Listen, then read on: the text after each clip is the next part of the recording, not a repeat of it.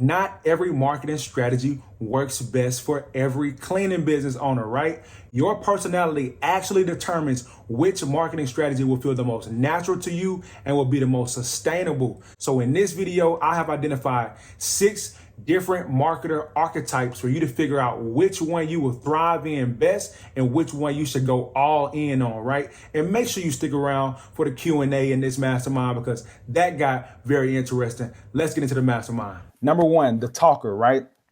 This is cold calling. This is going door to door. This is going to networking events, right? That's what you're probably going to be good at. That's like me, right? Then we got the creative marketer. This is the person that likes to do Facebook ads.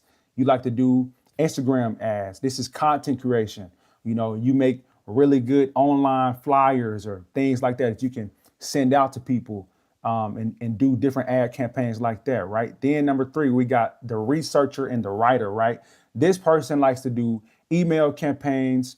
They don't necessarily like to talk on the phone or, you know what I'm saying, like go out and be in public all the time. They don't mind being behind a computer. This is doing the LinkedIn messages. This is researching who is the property manager for this particular company, and they're finding them on LinkedIn, reaching out to them, doing mail proposals, things like that, right? Then we got the adventurer. This is kind of lumped in, I would say, with the talker, but this is going door to door. You're doing pop-up visits. You're going to live events. You meeting people. You networking. This is another thing that I like to do too, right? And speaking of this, you know, this is like real world example of what I just did this past week. So out here in Jacksonville, we have the Jack's Chamber.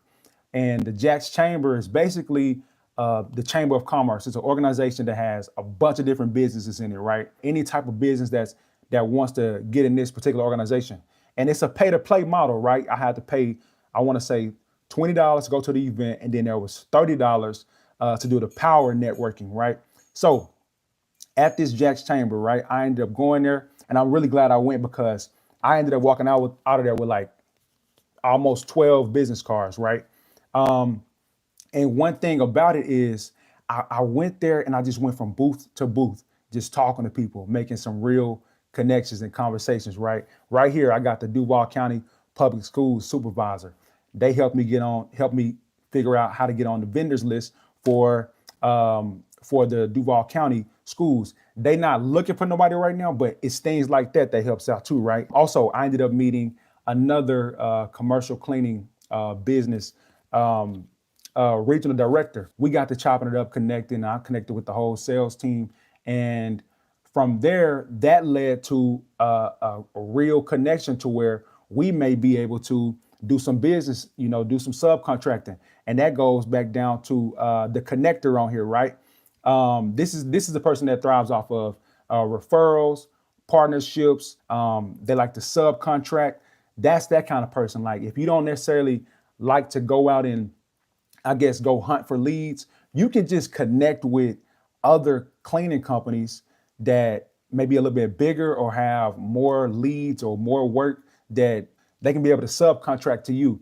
And that's one thing that I really did that really helped me out in the beginning when I was first getting started, right? But all of these are things that I have like attempted to do, but I realized, y'all, here lately, I am the adventurer. I'm the person who is the talker. I want to go get out there and talk to the people, touch the people, and meet people, introduce them to me, and then I put them on this cycle, which is what I call the F.A.C.E method, right? And I'm calling the F.A.C.E method because I want people to remember my face. When I call them or when I email them, I want them to remember they seen me come into this place, or one of my team members come into their place, talk to them, and I share my information with them, and then I'm continuing to reach out to them, right? Oh, by the way, another thing I wanted to mention to y'all too. When I went to this Jack Chamber Expo, like I said, I didn't know what to expect, but I ended up meeting or seeing one of my actual current clients there, right? He's a financial advisor. He had a booth. He is, you know, sharing his financial advice with people. They come up to the table. He's trying to get them on his list or whatever. So he see me speaking with this Comcast lady, which, by the way, her name is Stephanie, got her card too. She told me about another event that's going to be happening. It's a golf event, a bunch of big time people there that got businesses or whatever. She said, come out to the event, do this, do that. Anyway, my client, he seen me speaking with this lady. He like, Darian, he walked up to me, Darian, how you doing, man? I'm like, cool, how's it going, man? He's like, hey, man, this is a great place to be at or whatever, right? I know he was a part of it, but I didn't know he was gonna be there. Anyway, he told me, he was like, man, I know you like medical offices. You like to do the whole, hospital cleans or whatever. He was like, you should really be a part of the health council, right? I'm like, what's the health council? Basically, the health council is a branch that is within the Chamber of Commerce where they have, fitness instructors, they have doctors and, practitioners, all, the office managers. You have all these different type of people. He was like, you should really be a part of that because it's how you get to meet the people. Here's the thing about this, y'all. The more you get into these type of events or these type of you get into these type of spaces, these type of rooms, and people start to see you, they get to know you, like you, and trust you. That's where it starts to happen easily, right? The referrals start to happen easily. Another thing too, my client Steve, him already being a part of the health council, if I were to say, hey Steve, can you introduce me to this person and give me a referral, I'm more likely to get that particular account. That's why I'll be telling people, just go out there and talk to people or do whatever you can to meet the people that's in your community. Me being new to this city, I have to do this type of stuff so I can get my face out there, my name out there. But going back to what I was saying about you having your best strategy for your personality, I've gotten several questions lately on or emails lately like, Darian, this is not working, that's not working. What should I do? I want you to look at it like how I looked at it.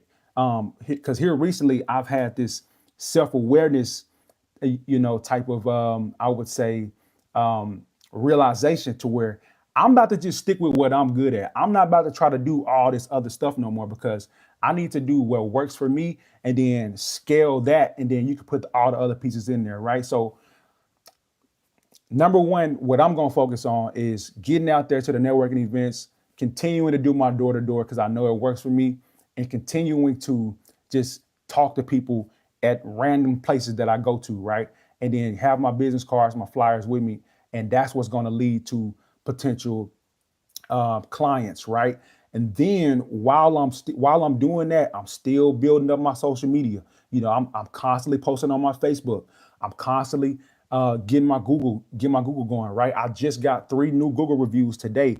But while I'm building all that other stuff up and doing my SEO, getting my citations, I am going to focus on the strategy that really works for me based on my personality. You have to think about it like this too. Like if something doesn't feel good to you, it's like this don't really feel right to me. This don't feel like it don't flow well with me. Then don't focus on that so much. Do something else and then go heavy into what feels like this feels better. Not saying don't do any of the hard stuff because some of this stuff is kind of hard and it's challenging and it takes repetition in order for you to get good at it. But it just comes down to like, what are you naturally good at? Go heavy into that, and then all the other stuff will just be like, cream on top of cream on the cake or whatever you call it, right? By the way, if y'all got any questions and if y'all get any value out of this, definitely give me a thumbs up, drop some questions below.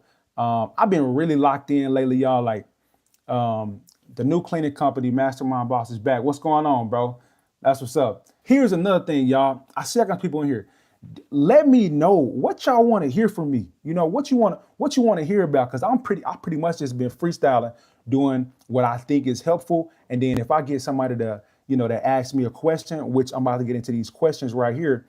If somebody asks me a question, I'll do a video about that. But I want to make sure I'm serving, my audience the proper way. I have been reaching out to a bunch of people too about different masterminds based on like, number one, like government contract has been another one that I've been interested in, and I feel like people are interested in the audience that I haven't given them hiring, getting contracts, recurring versus one-time jobs. Oh, good point. Okay, so yeah, that's a good point right there, right? Hiring. One thing that has been really working for me is internal referrals, right? So like my team members that I already have that are great, I am getting internal referrals. I'm meeting the internal referral, whoever the person is that they brought to me, And then if they are a good fit, then we're go ahead and going forward with them. Here's another thing I like about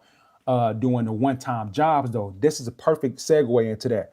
The the beautiful thing about doing the one-time jobs or the construction cleans is I can sign them on as contract labor to help me out, and I can literally see how well they work on that job, right? That's another thing about it, right? When I'm doing that particular post and structure clean, the person that one of my team members brought to us, say, hey, they want to help out with this job.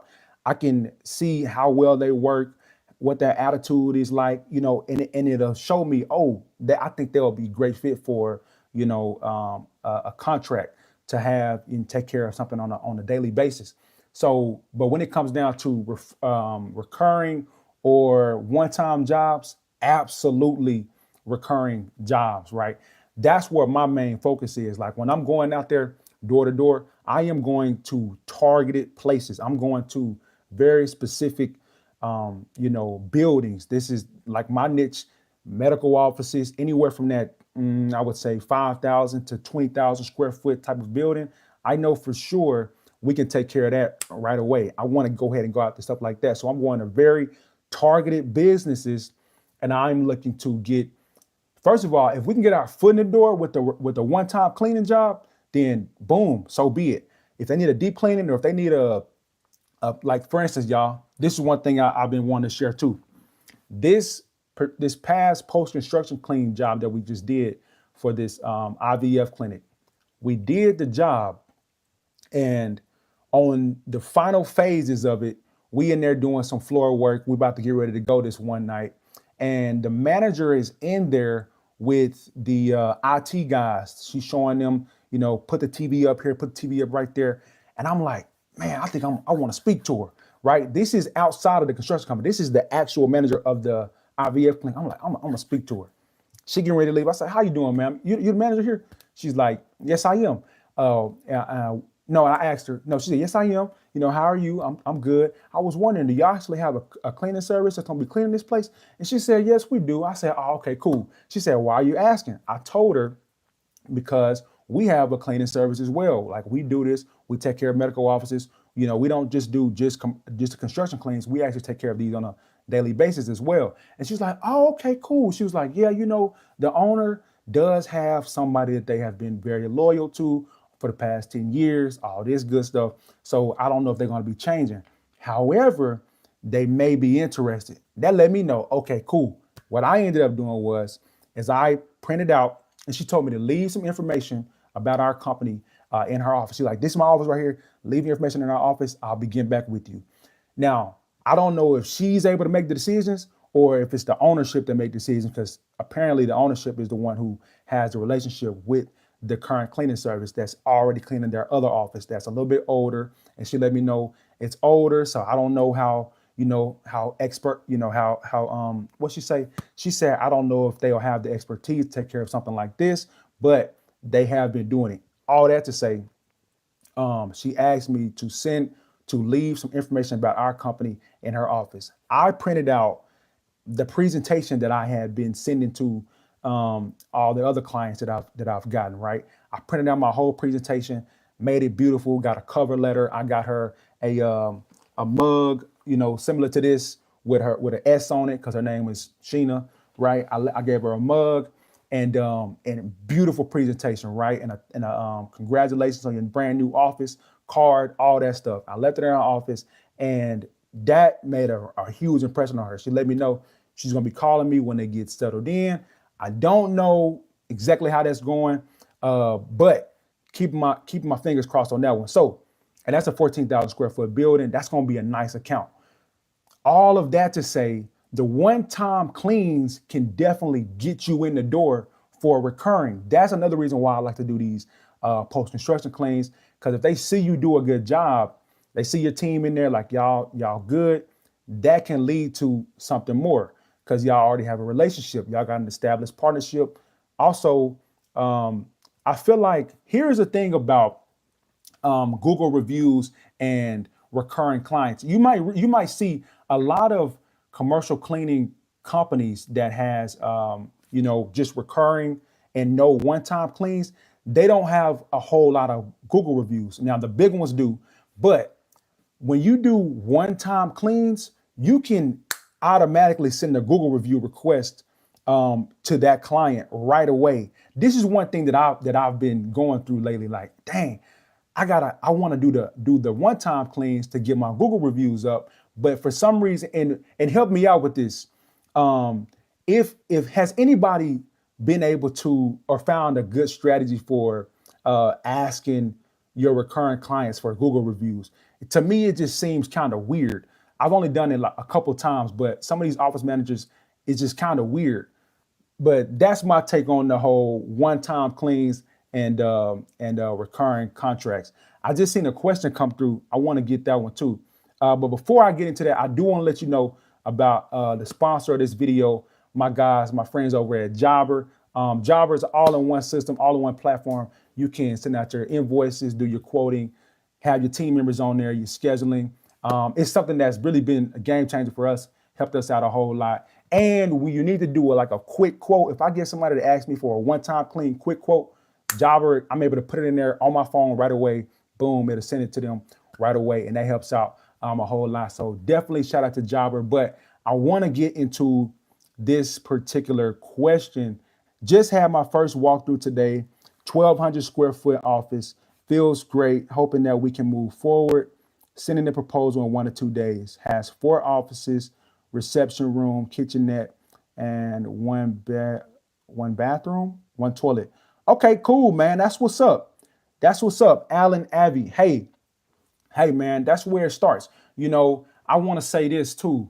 I think this is one thing that myself and Mike was talking about as far as like what's better, smaller accounts or bigger accounts. Here's the thing about it. Going back to the whole personality, like whatever you're good at, whatever you like is what's best for you. I will say that the smaller accounts, the bigger accounts will give you larger revenue, I guess. And as long as your margins are okay and you cool with the smaller account, that's cool. But that's how I started. I started with a $200 a month account. I don't know what this one will be for you, Alan, but it sounds like a great start, right? Your first one, keep going, keep doing that. By the way, how did you get that one, right? How did you get that? Was it from any of these strategies that I mentioned before? Was it door to door, cold calling? Even people even buy leads. I don't even know where you would put that on this particular list here, but like one thing, y'all, too, that I've ended up getting on that my guy told me about, my guy Daniel told me about was bark.com. Now, I haven't seen a whole lot of really good leads come through. There have been some of them that's like 1 day a week, 2 days a week. There's a lot of people on there that wants to join your company. So there's a lot of cleaners on there that'll be good to possibly have as subcontractors. But yeah, that's the one. Okay, you found this on bark.com, or you bought this lead or whatever. Let me know how that works. That's what's up, man. But it's a matter of what you get good at and what you like. But I personally like those, I would say medium to large accounts.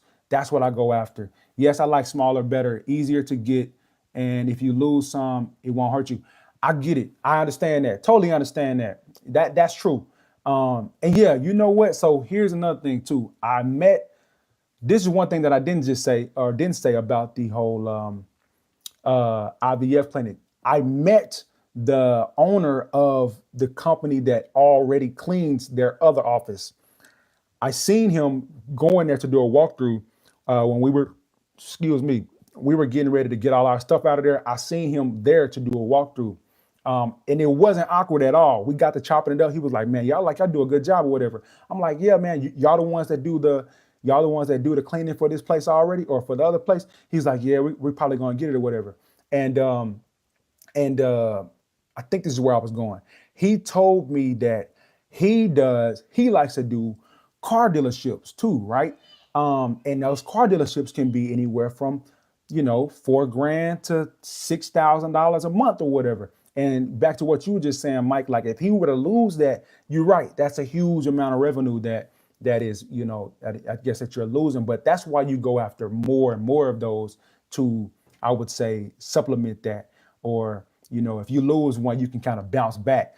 This is one thing that my mentor first told me. He was like, whenever you go after a big company and you get you a really good size account, then say for instance, you get a $3,000 account, you immediately want to go find another $3,000 account just to just to offset that. If something were to happen, then you still got something to lean on, and you're not just relying on that one. So keep that in mind. But definitely, that's the strategy I like to go after.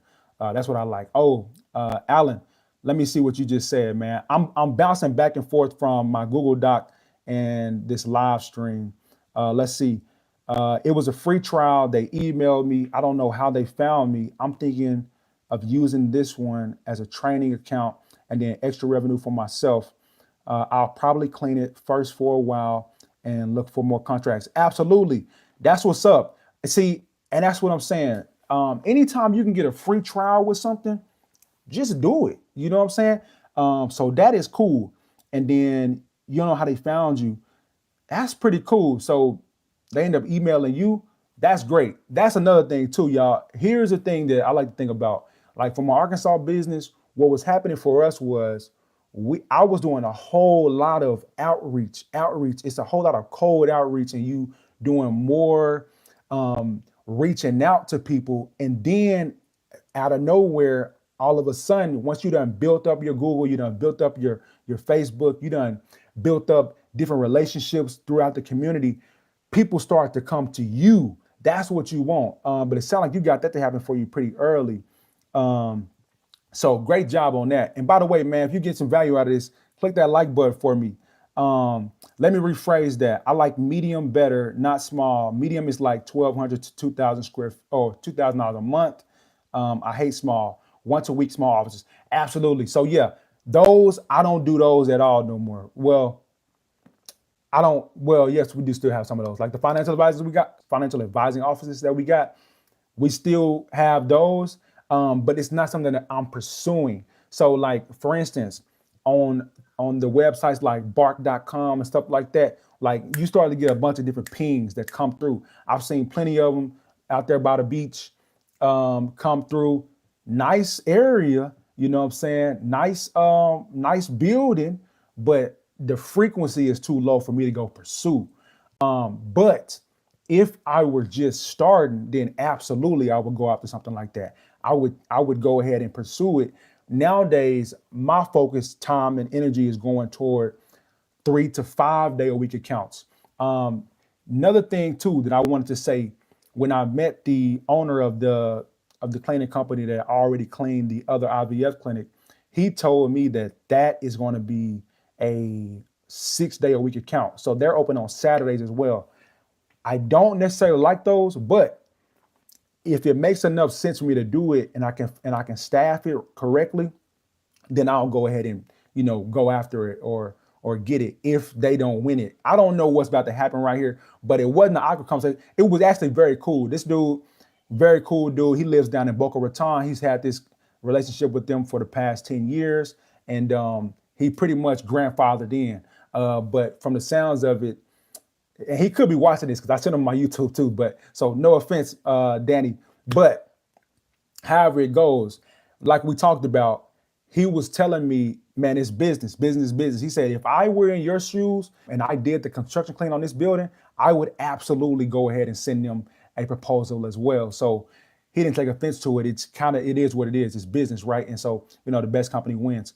But really cool dude. And he told me the same thing. I asked him in that conversation. We talked for like 2 hours, by the way. He told me, or I asked him, I was like, man, how do you get your accounts? Like, what's your strategy? And you know what he told me?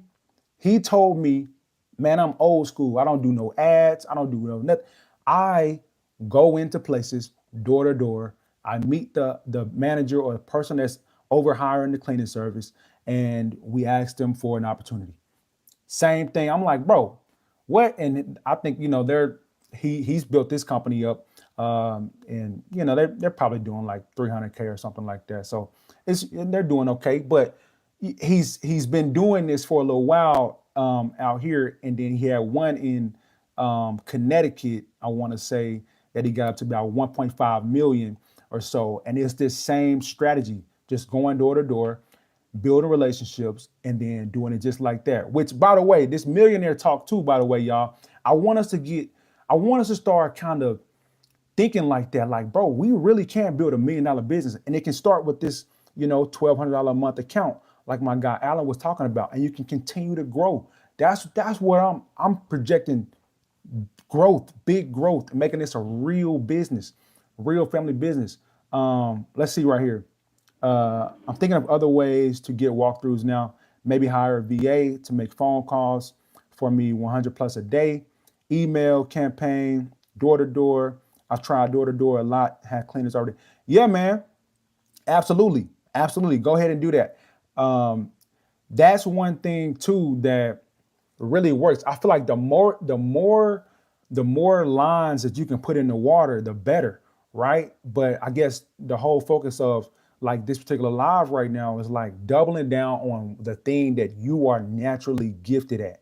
Like double down on that one and then have all of your other, avenues going as well, but really focus on the one that you really good at. Like my guy Chad told me, he was like, Darian, if you have this $1 million skill of talking to people, networking, and that's the one you need to be going heavily into.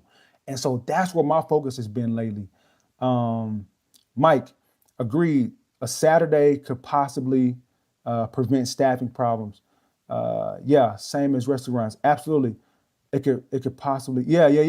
It could cause that. Yeah, so here's the thing. When I had my first 6 day a week account, I was still cleaning. Like I took that account because and that was a subcontract, by the way. I subcontracted this from my mentor, and he didn't want to do it no more, right?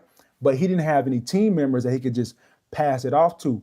But he knew that he could do, 80-20 split with me on it because I was new. I was still building up my revenue in the business. I was looking to get my foot in the door and find something. I had been cleaning this building before, or I cleaned it for him before. And he was like, Darian, do you want this one? Basically. And sure enough, I was like, yeah, let me go ahead and do it. So I would clean that building Monday through Saturday. It was in the evenings. I was able to get in there. Sometimes I would go in the morning, but that was a building I had to get cleaned 6 days a week. And it was cool. Right.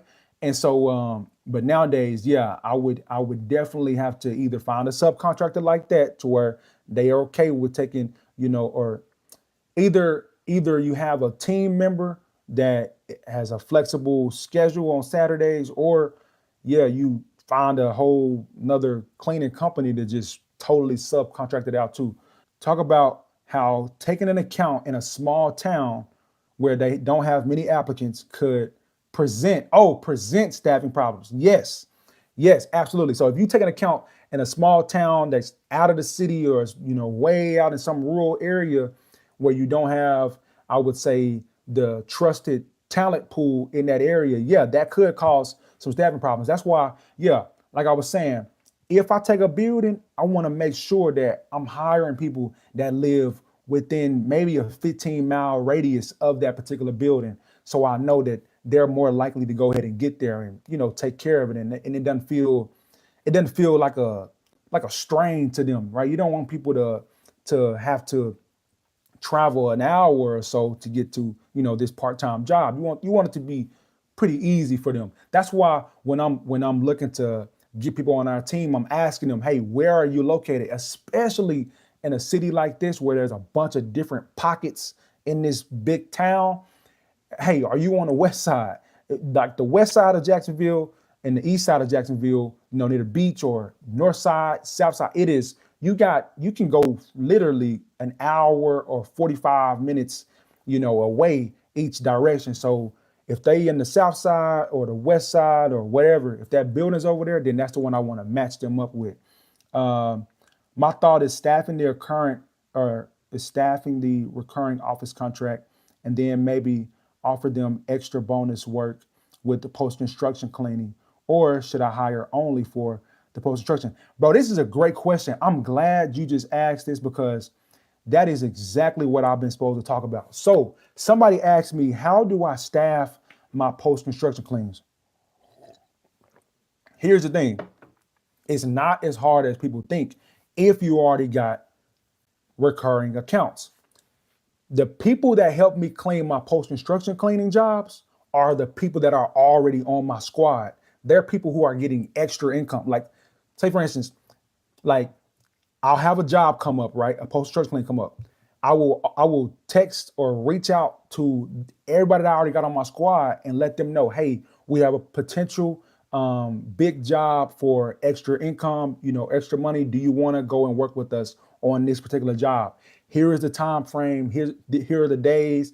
This is what to pay, and I pay them extra to do those construction cleans. Sometimes I'll just add some bonus on there if we got done quicker, and I'm buying food, on the job, all that good stuff, right? That is how I staff my post-construction cleans, is I'm reaching out to the people that I already have on my squad that cleans these other buildings. So that is a phenomenal thought right there. I have some general contractor connects I met. I don't know if I should hit them up for post-construction cleaning already or wait until I get medium-sized recurring contract. Okay. Hey man, I would say just keep doing it. Definitely just reach out to them whenever, right? The guy that I just did this construction claim job for, he's going to have more jobs coming up. I would just say touch base with them every couple of weeks or so, right? Just whatever. That's what I'm gonna end up doing with this guy. And here's another thing I've thought about too is I'm on this particular vendors list where I'm getting these different jobs sent to me that I can bid on, and then I have them as well. This company that I just did this cleaning job for, or this construction cleaning job for, that will continue to keep me on their list. What I'm gonna do is I'm not even about to go out there and go pursue anymore. I'm just going to have them two kind of on my list, and I'm about to keep going after the other recurring accounts. And then whenever they have something that comes up, I can either say yes or no, right? So that's going to be my strategy with that. But I would say definitely make as many connections with builders or construction contractors that you can, and then just let that be your pool for those kind of jobs. But right now, I've been really focused on what do you call it, recurring. So yeah, man, that's how I feel about that. Great question or great thought. Okay, I want to get into some of these questions, and this kind of pertains to kind of what Mike was saying. But somebody asked me, and this is a very long question, so I just shortened it down to: can I start a cleaning business in one state while living in another state? Now, this is exactly what happened for me, right? What I ended up doing when I moved down here to Florida, let me say it like this. This lady was saying that she's not able to get any accounts in her area. I think she lived in a small town in Mississippi, like you were saying, Mike. She lives in a small town that she doesn't necessarily feel like there's a lot of opportunity there. She wants to go and market her business in another state or city with, I think she says 600,000 people or something like that. So it's a bigger city that she feels like she can get more opportunities in.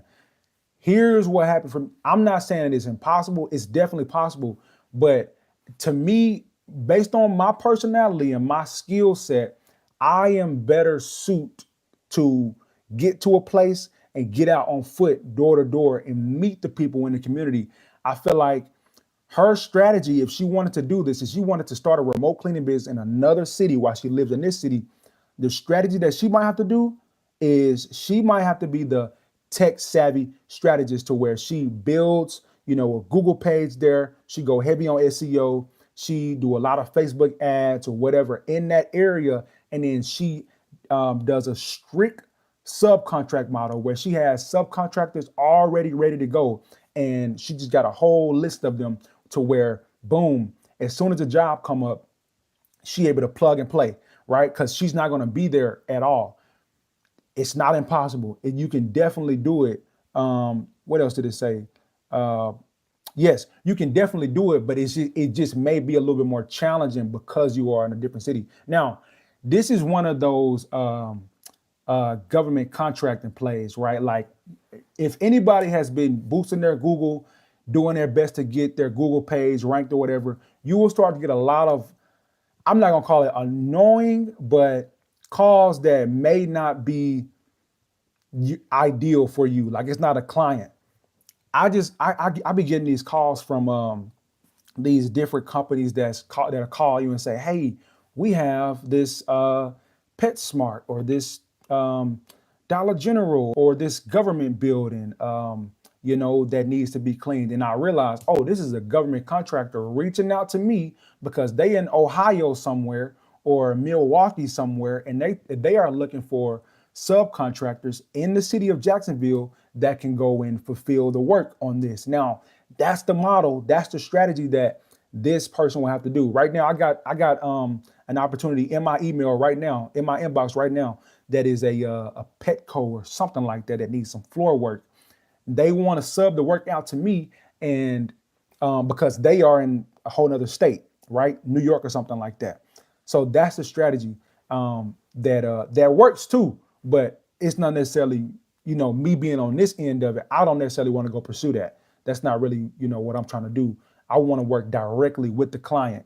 But if you are the person like on this list right here that is the connector and that likes to do the subcontract model, that could be something good for you too. Next question, do I need a Google business to get clients? Not necessarily, but Google helps. Google helps out a whole lot, especially if you get good at it, you post a lot. And then another thing too about Google is people want to see your, results. They want to see what you've done in the past. They want to see if you have reviews. They want to see what does people think about your business already. But this ties into another question that I had.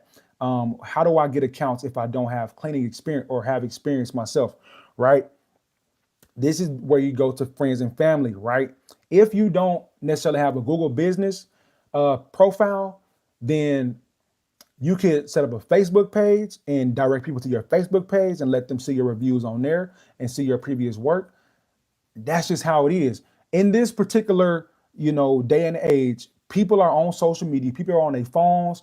They are looking for who can I trust. They're looking for authenticity. They're looking for, I want to deal with a real company. If you don't have no type of digital footprint, you don't got nothing out there, like you ain't got a Facebook or a Google or Instagram or TikTok or nothing, it kind of looks like, dang, are you even a real company nowadays, right? Not saying it's a bad thing, because speaking of which, the guy that I just told you about, who had been doing business with this IVF clinic for 10 years, he said he don't do none of that. So it's not impossible. I just feel like it gives you a leg up when you have these different, you got a Google page. It makes you look more credible. What do you think about this quote?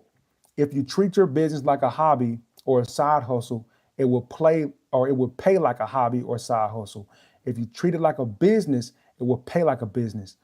I treated mine like a side hustle for the first year or so, and it showed my lack of profit. LOL. Absolutely, bro. That's a great quote. Hey, hit the like button for that. I like that one right there. If you treat it like a side hustle or a hobby, it will pay like that. That's absolutely true. Here's the thing that you just reminded me of is I remember talking to somebody, and I had this thought. It's like, bro, you gotta be all in. Like there is no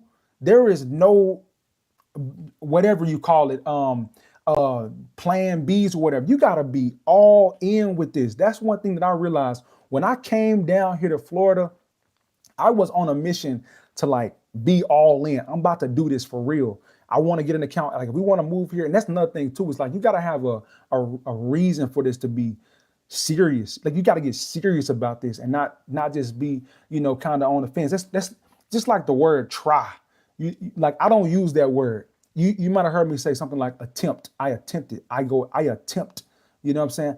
Because when you say I'm going to try to do this business, like it's like you giving yourself room to like not take it for real or like be just like whatever, I'm gonna try it. No, I'm about to do this business. I'm about to get serious about this and do this. Just like with the YouTube stuff, y'all, like this is kind of like a hobby for me. I feel like if I was to get serious about this YouTube stuff, but here's the thing. I actually have a business, the cleaning business that I'm focusing on too, right? So that's why like this is like my side thing. This is something that I like getting on here, chopping it up and sharing what I'm learning and sharing what I'm going through like that or whatever. And it pays like that too, right? But my actual business, this is something that I'm focused on. I'm serious about it, right? So good point. What's up, Darian? How do you feel about setting a minimum charge for services? If applied, what would be a fair way to calculate based on being in one of the top biggest cities? Great question. How do you feel about setting a minimum charge for services? Okay, good point. So this is how I like to think about it. When I was first starting, my mentor told me that he, because I was starting cleaning myself, I was doing the cleaning myself. He don't do anything for less than $50 an hour, right?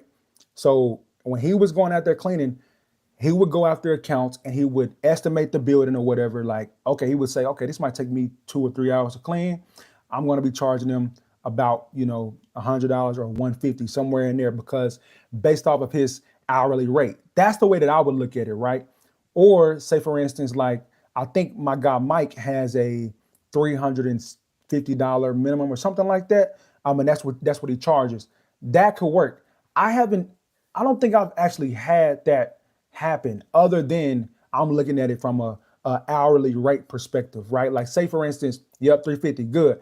So say for instance, if it's something where it's super small and I know it'll take less than an hour, I'm at least charging, boom, that minimum hourly rate.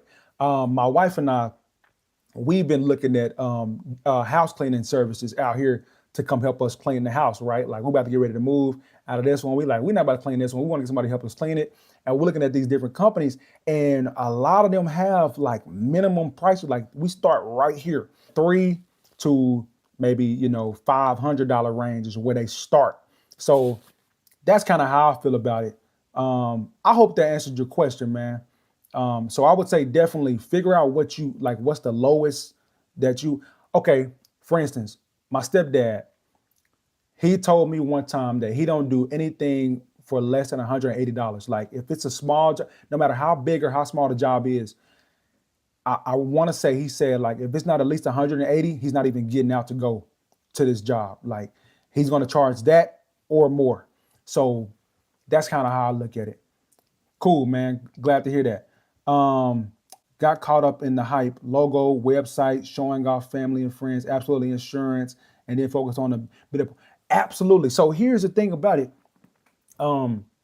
It like my guy Chad just said, right? There's like three different systems inside of it. It's like a triangle inside of business, right? You got sales, bringing in the business. You got somebody taking care of the finances, and you got fulfillment, right? So we need, a sales manager, somebody that's doing the sales, somebody that's, spearheading that. That's like me in my business, right? Like I'm going to go out there and get the business. I need to be focusing on tasks that are going to be income generating. Like I need to be making phone calls. I need to be going door to door. I need to be out at the Jack's Chamber event, speaking with people. I need to be at the other little networking events, the luncheons. I need to be talking to people and letting them know about my business, showing my face. I need to be doing stuff like that, and making an effort to bring in more business. How do you quantify that though? I think it's another question that I've been asking myself. It's like, okay, I'm going to go to, like, for instance, there's a couple of different networking events that's coming up out here that I got on my calendar. Like, okay, I'm going to that one.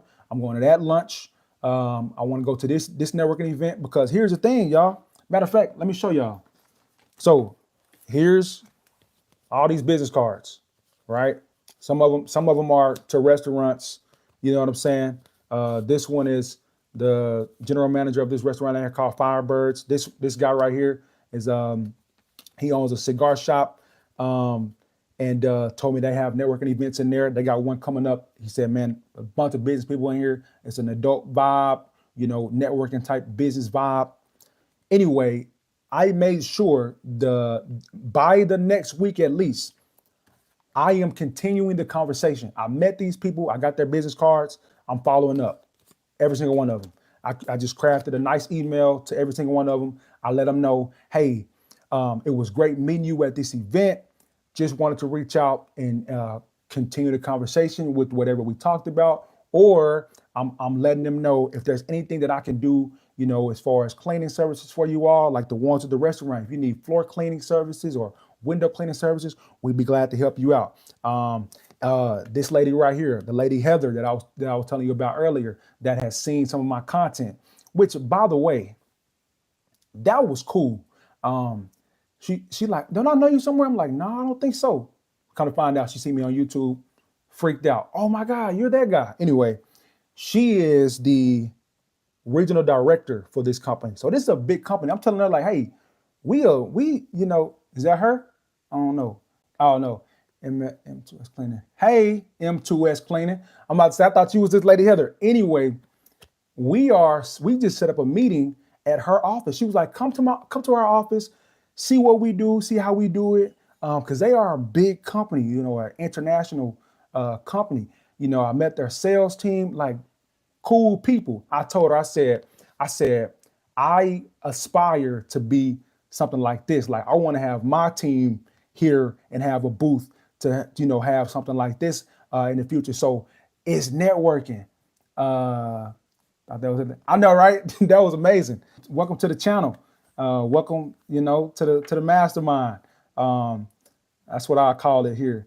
That's another thing too, y'all. What am I gonna call my people here that be tapping in with me? The cleaning business masterminders or whatever? Like, Mike, help me with that, bro. But anyway, I lost my train of thought. But I was saying I need to be doing more stuff like that. More stuff like getting out, talking to the people, meeting people. If there are subcontract opportunities that may be coming my way, you just never know. And that all boils back down to the best way to get cleaning contracts for you, whoever you are, whatever you are the best at, you know what I'm saying? Do that thing, double down on that, and then let all the other stuff be like icing on the cake, So like my guy Daniel just said in the mastermind that we getting ready to put out pretty soon here, he says something like, the reason that he make frequent posts on his Facebook page, even if he don't get any engagement, is for when people go and look him up, they'll see that he is actually active in business. Like if you were to go and look up different cleaning companies on Facebook or whatever, and you see they hadn't posted since 2021 or they hadn't posted since 2018, you would think, are they even still in business? I was like, bro, you absolutely right. Even if he don't get any engagement, he is constantly putting content out there, whatever it is, just regardless, constantly putting content, so that when this office manager or this person that's looking to do business with them or looking for a cleaning service, when they checking them out, they go into their Google or they go into their Facebook page and they see, oh, okay, he just posted today. Okay, so he's obviously still in business. Let's see what they got going on. That's the whole point of that, right? So even if you don't get any engagement, that's one thing that I'm still doing. I don't even know how I got onto that, but it's another point, right? Definitely keep your creative marketing going too, right? The IG, the content creation, the Facebook stuff, continue to do your door-to-door visits, get your SEO stuff going, right? Like I got some Facebook ads running right now from some of the content that we have out there. I don't necessarily know if I'm reaching the right people, but I know for sure, like it's getting me some followers from local people in the area. People have reached out to us that may want to do business or not do business, but like may want to join the team, from these different Facebook ads. But that's the thing about commercial Facebook ads or Facebook ads with commercial cleaning. I don't really know how that really works because am I targeting the office manager that I'm trying to reach? I don't know. But I know that, it could potentially reach them. But that's going back to, that's not what I'm strongly skilled at. I'm skilled at the talker or the adventurer, the door to door, the pop in visits, the live events. That's where I'm at with it. Last thing, talk about how important it is for us owners to focus on high dollar work, networking, building systems, setting the culture, other than low dollar work, cleaning, washing rags, all that stuff. Absolutely, bro. So that is one thing right there that you can definitely get stuck in or caught in the weeds of that, right? This is a transition that if anybody has been watching any of my content over the past, I would say couple months or so, is I have been rewiring my mind to get out of that day to day and focusing more on the higher dollar, $100 an hour type of activities, right? Doing stuff that is going to bring us in more income and not leaving that to, let me say it like this, hiring people to take care of the other stuff for me, right? This is me bringing on an inspector or a operations manager to take care of those tasks for me, like making sure we have supplies and product at all the accounts, right?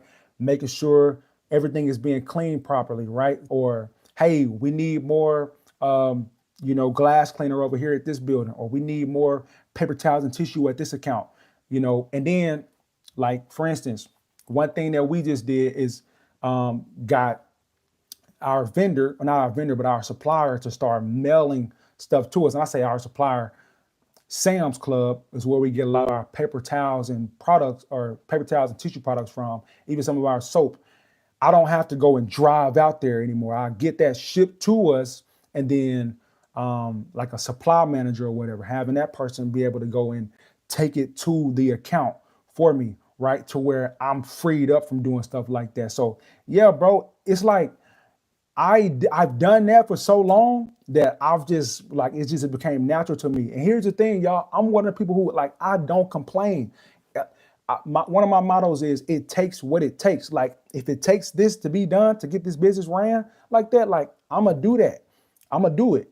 But now I have to, force myself to kind of step back from doing so much of that stuff and, like, getting people to help me with that. I thought that me getting out of the cleaning was like the best step ever, right? Which it was. I've gotten out of the cleaning. Now I got to get out of doing so much of that day-to-day, hands-on operations, stuff, and get somebody to help me do that. It just takes different steps and different levels. I will say one thing that I'm super grateful for is I've experienced all that, and now I know exactly what to tell the person that I got in that role.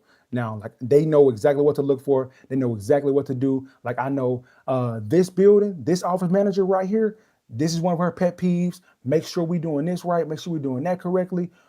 This building, that suite right there, make sure that floor is beautiful because she complains about this, and that.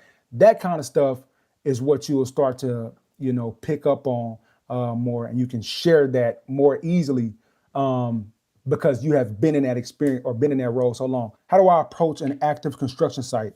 So one thing that I did that I've done to get on these particular bidders lists, and another thing I didn't say in that one video is, yes, if you need to, get you a hard hat, get you a vest. You can walk in there, definitely have some boots on, no open toe shoes. But if you don't want to go that route, just what I did was I had some boots on. I was dressed decently, with my polo and all that good stuff. I just walked in there, and I didn't go all the way into the actual construction site to where it's a danger zone. You stay in the front, kind of in the open space where there's not a whole lot going on, and speak to the first person you see. Or if you don't see anybody, just shout to the nearest person, right? What happened for me was, thankfully, the superintendent was literally on site, probably, I don't know, 30 feet away or so. I'm knock, knock, he came up to me, we speak, he give me the information, tell me what I need to do, all that good stuff. So that's how I would approach an active construction site. and let them know that, let them know what you do. Give them your flyer, business card, F.A.C.E method, flyer, ask, call, email. Do it just like that. That's one thing that I did, right? And that's how I ended up getting on the particular bidders list or vendors list for some of these construction companies. When should I stop cleaning everything myself? Wonderful question. When you are overwhelmed, when you have too much business, too many buildings to clean by yourself. This is my strategy, at least. Some people will tell you don't clean nothing at all. Some people tell you to just get out of the cleaning right away. That wasn't how it happened for me. I grew up cleaning buildings, so like I said, I wasn't complaining about it. I was used to this. This is what I did. I stopped cleaning the buildings when I had too many buildings to take care of myself. First of all, in Arkansas, I stopped cleaning all of them because I moved down here to Florida. When I moved down here to Florida, that showed me, wow, bro, the business is still running without me. Now, these are legitimate companies that has an ownership mindset, so those are cool. I don't have to worry about them or think about them at all. When I came down here to Florida, I stopped cleaning when I had too many buildings to take care of myself, and I had to find people that were respectful, that were aligned with me, and that would be good to help me clean these buildings. That's when you stop cleaning. When it gets too overwhelming for you and you want to and you decide you want to grow, that's when you stop cleaning, right? Let's see here. What goes into a cleaning service agreement? Now, right here, we got your scope of work, your frequency, your payment, put the price on there, cancellation terms. I heard this one guy, I think his name is Matt. He on YouTube too. I watched one of his videos. He was talking about he don't put the terms and agreements on his proposal. That was very interesting to me. I've always put terms and agreements on my proposals, but essentially the way that the service agreements goes is you want to put what you're going to do, a detailed description of your services. You have a cover letter, a detailed description of your services, what you're going to be doing for this particular building. Make sure you are highlighting the things that they said in that walkthrough. You know what I mean? And you putting that on your service agreement, and then you'll have your price. You'll have who's responsible for supplying the supplies. So if you're going to be bringing the supplies and all of that stuff, your equipment, you putting that on there. Definitely put who's in charge of purchasing the paper towels, tissue, trash bags, and all that stuff on there as well. And then, and then you're going to put your price and then your terms, and that is your service agreement for the most part. That's pretty much how it goes. And it doesn't have to be super fancy and all that, like however you want to do it. Another great thing just on this point too, that I know my guy Mike does, is he does in-person proposals. He'll go and bring it in person, which is super cool. I've only done that a couple times in the beginning, but a lot of times I'll just email it to the person. But one thing I have been hearing about lately too is something that really converts is in-person, proposals where you drop the proposal off in person, or a meeting where you have a meeting with the decision maker and you go through the proposal with them. Here's one thing that used to keep me from doing that is I used to be so timid or, afraid of like what they're going to say about this price. Like, ooh, I don't know. I don't even want to see, you know what I'm saying? But like nowadays, you just gotta, here's one thing too that I realized, like you just gotta just do it, right? Like whatever, just do it. Just do it. Just send a number, whatever. They can say whatever. Don't sell yourself short. Just do it, right? So that's another point on that. Let's see, my last question here. How can I use my personal story to attract clients? This is great. It's a great question. So, let me see. Content, right? Content. Putting out, and I almost always win the bid. Thanks for the shout out. Yeah, my guy Mike Wilkins, he almost always win the bid from in-person, proposals. He bring the proposal in person. So hey, take it or leave it. If you somebody who don't necessarily want to do that, that's uncomfortable for you, then you ain't gotta do it. But definitely think about it, right? Think about like if you had been converting on your proposals, I wonder if I was to take it up there in person with the gift or something like that. I wonder if that could work out better, right? Like um, people want to do business with people, and they feel you. Oh, okay, got me a gift, got me the proposal, whatever. It could just work out better for you. But just a thought. But how can I use my personal story to attract clients? I would just say definitely content. Like one thing I put on my website lately is I've been diving into my story of how I came up, started cleaning when I was 13 years old with my under my parents, and you know built my business in my hometown of Arkansas. Decided to expand. We moved down here to Florida. We started growing out here as well.